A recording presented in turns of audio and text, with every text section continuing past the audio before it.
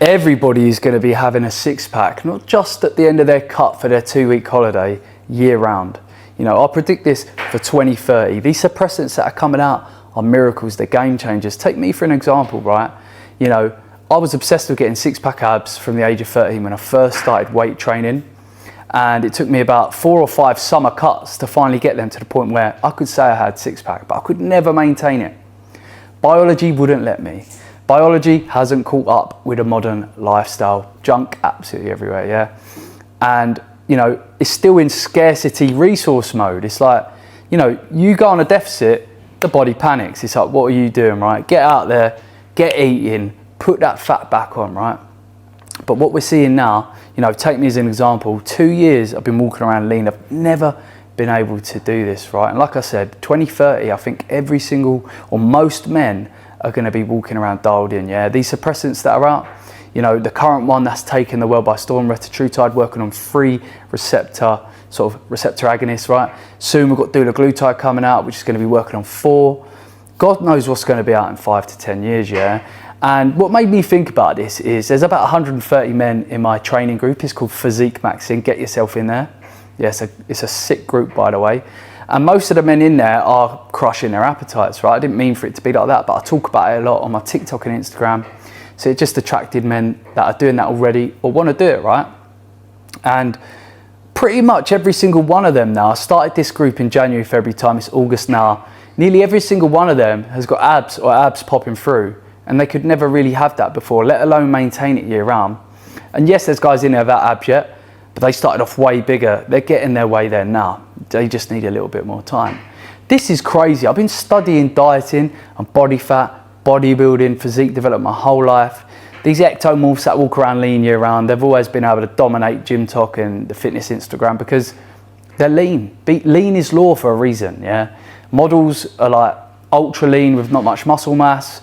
Fitness models are lean with a good amount of muscle mass. Look at bodybuilders that win show. They're mass monsters, peeled to the bone, right? How do natural bodybuilders win shows? Who's the most peeled?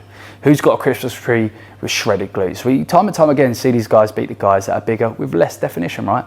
People love being lean. They love people that are lean. They love being lean themselves, yeah? We hate body fat. We don't like it, yeah? And now everything is changing, right? So we live in the modern world. There's hyper-palatable calories absolutely everywhere. And we find ourselves eating non-stop, even when we're not hungry.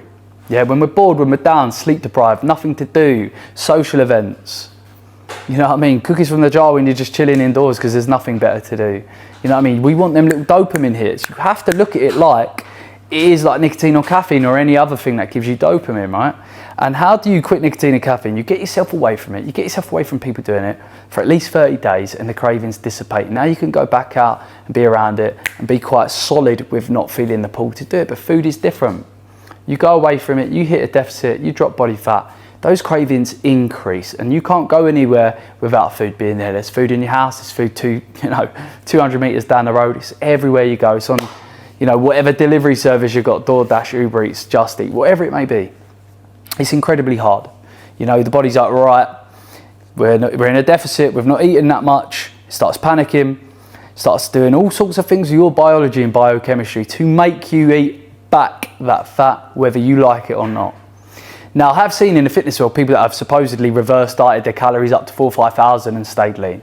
Yeah, I've heard about it, but I've never really seen it in real life to concrete evidence to be like, right, that's possible, right?